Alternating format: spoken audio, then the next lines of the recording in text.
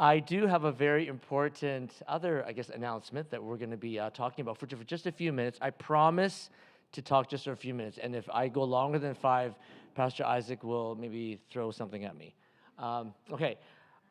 This morning, the elder team has asked me to talk about a personal account of what can be gained through suffering.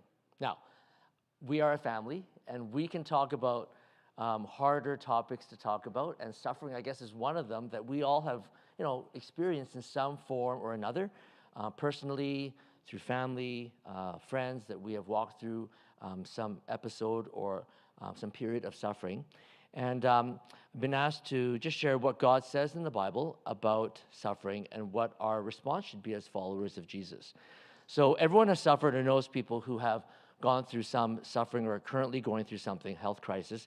Here's my little list. So here are my credentials. So I'm just going to share with you a little bit. For me, suffering is very personal.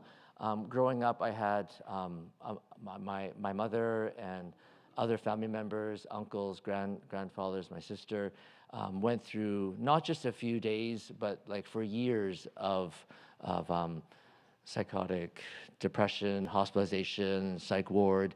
So I knew from early on it wasn't something that was easy, and I knew something was wrong, but as a 7, 8-year-old, didn't really know what it was all about. We just kind of dealt with it. So from early on, I knew it was something that was important, and we didn't talk about it a lot, maybe as a family, as a young child, but over the years, as I got older, we did actually start talking about it more. But that was helpful. Secondly, our 8-year-old, Noah, has had eczema since, you may not know, but he's had it since he was 8 months old. And so eczema kind of has been a kind of a daily challenge that we faced, and many of you have loved us and prayed with us through that. And maybe more recently, caring for my father for 6 years following his stroke was something that, again, many of you have walked with us through, and we love you guys for that, until he died 2 years ago. And then just other examples are just walking with close friends and family through times of cancer and stroke and other life-altering illnesses. So here are some of my main observations from not just a few days of dealing with suffering, but a lifetime. The first thing I noticed is that God deepened my trust in him through all this weakness. The days, I would say, were long, but the years of suffering brought God's presence, even in the bleakest and the darkest of times, when the situation seemed like we could not get through another day. God was always there. He always showed up. He was present, and he walked with us through each of those days. The second thing I noticed is that family and friends can learn to support and care for those suffering. Over the years, I learned what visiting people in the hospital meant. You can be very creative in how you visit with someone in the hospital, and we were, able to invite our children into it, and so that was something that, as a family, you can walk through suffering, visiting people in hospitals, and that can be a very profound experience for the family and the person being visited as well. I remember Noah feeding my father his medicine on Saturday visits with Laura at my dad's house, and I remember other times when Noah would come with me to visit my dad or other people that we were visiting in the hospital, and we'd be singing and talking, and Noah would be holding my dad's hand, and I just have those vivid memories of those times weren't wasted. Those times in the hospital were critical for the person being visited, and maybe even more so for those visiting. And one more thing that I feel God had shown me is that we can release the control of our life to God during those times of suffering. I think we can all say we didn't have any control over when we were going to be born, and I guess I realized that I don't have the right to control when we die, and both events are part of God's plan for each of our lives. and the decision and timing and ultimate responsibility for both birth and death is out of our realm of understanding. I thought of this. If you have ever experienced a loved one's birth or walked closely with someone through the stages of dying or been present at a last breath of a loved one, you know that these life moments are a great mystery, right? It's not that we don't know where they may be going if they're of faith, but it's a mystery. The whole birthing process is just an incredible mystery, and saying goodbye to someone and them saying goodbye to you before they pass away is a profound mystery that God has for us. I could say a lot of other things, but I'm going to just tell you one thing that the Bible says.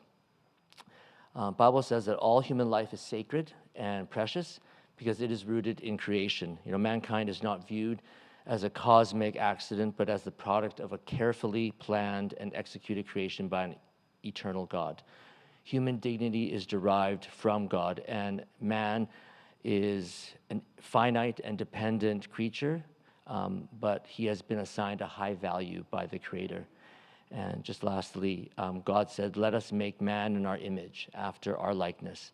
So God created man in his own image. In the image of God, he created him. Male and female, he created them. In front of you is a piece of paper. I'm going to ask you to pick it up. I could say so many more things, but I'm not going to do that. We are a part of the Evangelical Fellowship of Canada. And just recently, they drafted this document as a response to medical assistance in death laws that have been passed and are continuing to be passed and changed in Canada. And so I will read just the first page, and then I'm going to ask you if you are willing to stand up, and we're going to read the affirmation statements on the bottom and on the back. Okay, so I know I've tried to summarize my experience with suffering and with death and what it means, but I'm going to just read this to you, and then if you're willing, we'll stand up afterwards and just read the affirmation statements together. So as leaders of evangelical churches, ministries, and institutions, we declare and resolve the following. We lament hastened death in Canada. We grieve the expansion in law that has made those whose death is not reasonably foreseeable eligible for hastened death, and that soon will include people with mental illness as their only underlying medical condition. We are deeply distraught by the stories of persons who are opting for hastened death because they are not receiving adequate care or cannot afford to live. The law requires those seeking assisted death to be informed of means available to relieving their suffering, but the system is not obligated to provide necessary treatment or ensure it is available in a timely manner. For too many Canadians, the availability of high-quality palliative care is not a reality. For too many Canadians who live with disability, chronic illness, or mental illness, appropriate support and care is difficult to access. Too many experience poverty, food, or housing insecurity. And for too many Canadians who struggle with their mental illness, help is at the end of a month or years-long waiting list. Our system seems more determined to ensure access to hastened death than to supportive care. A recent government report indicates that over 86% of those seeking assistance to die do so because of the lack of meaningful relationships and not due to physical pain. This is not what the Supreme Court of Canada envisioned when it allowed a limited exemption to the universal ban on assisted suicide, at the risk of undermining our societal commitment to the inviolability of human life. Ours is the country of universal Medicare. The promise is that everyone, regardless of means or circumstances, receives high-quality health care. Yet we now offer death to those who cannot afford or cannot access the care they need. The ultimate two-tier health care system so many decry. Is this what we want our society to become? Attempted suicide was decriminalized decades ago, not to sanction the act, but to ensure that those choosing death were cared for and not punished. As followers of Jesus, we share a deep and profound commitment to the sanctity of all human life. Human life is being devalued and discarded when people in vulnerable situations among us are not being supported to live, but facilitated to die. How then will we respond? So there are 3 short sections. If you are willing, please join me by rising, and let's affirm these statements out loud. And as a church, as individuals, let's stand in support and read the following out loud. Okay? Together. We affirm the love that God has for all persons, the sanctity of human life, and the inviolable dignity of each and every human being, regardless of age, ability, illness, or social condition. The duty of care we owe to one another, to our neighbors, regardless of who they are or the circumstances they face. The appropriate response to suffering is to offer love, care, and comfort.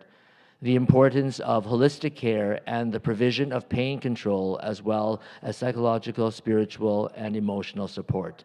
We advocate for universally accessible, high-quality palliative care for those facing life-limiting diagnosis or nearing death, for accessible and adequate services and support for Canadians living with disability, chronic illness, or mental illness, including safe, secure, and affordable housing, for better home care and extended care, for the protection of conscience for those who cannot accept hastened death as a form of medical care.